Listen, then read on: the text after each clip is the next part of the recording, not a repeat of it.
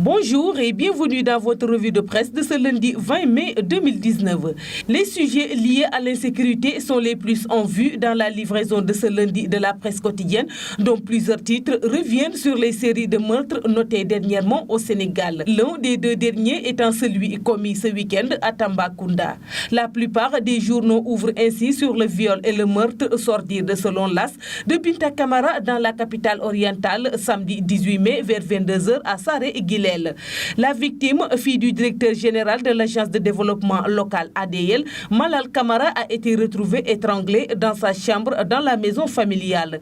Des traces de sperme ont été relevées sur son bas-ventre et sur le pantalon du principal suspect Malik Diop, garde du corps de son père qui faisait aussi office de vigile, rapporte l'AS.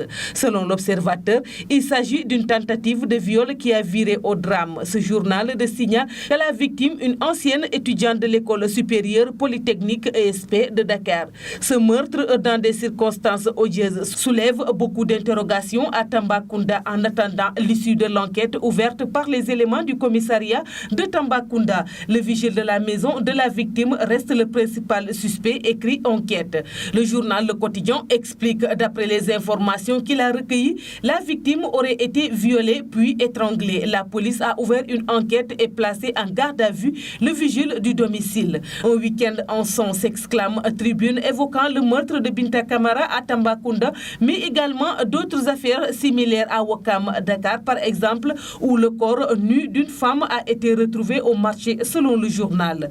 Barbarie humaine, renchérie critique, parlant de deux corps souillés en 48 heures, alors que l'opinion n'avait pas fini de s'émouvoir du décès tragique de Binta Camara, violée et tuée à son domicile à Tamba. Une autre nouvelle fait état d'une découverte macabre à Ouakam où une jeune fille a été retrouvée morte nue en décomposition avancée, rapporte Critique. Deux victimes découvertes en l'espace de 48 heures du Sénégal des profondeurs à la capitale, preuve de l'insécurité et élu domicile partout au Sénégal, ajoute ce journal.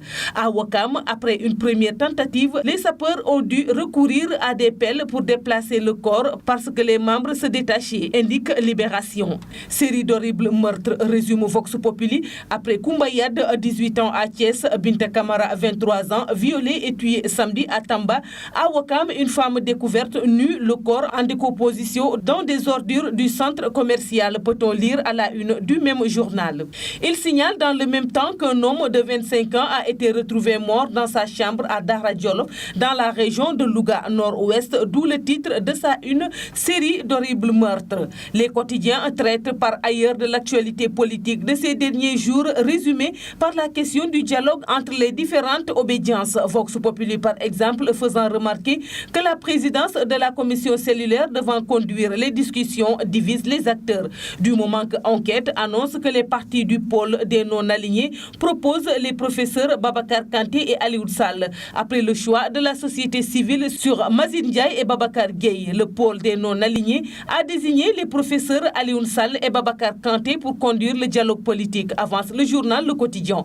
Pour l'heure, la majorité n'a pas encore réagi par voie officielle, mais Zahra Liane Thiam, ministre de la microfinance et de l'économie sociale et solidaire, récuse les noms donnés par la société civile. La classe politique à couteau tiré constate à ce sujet de Sud Quotidien.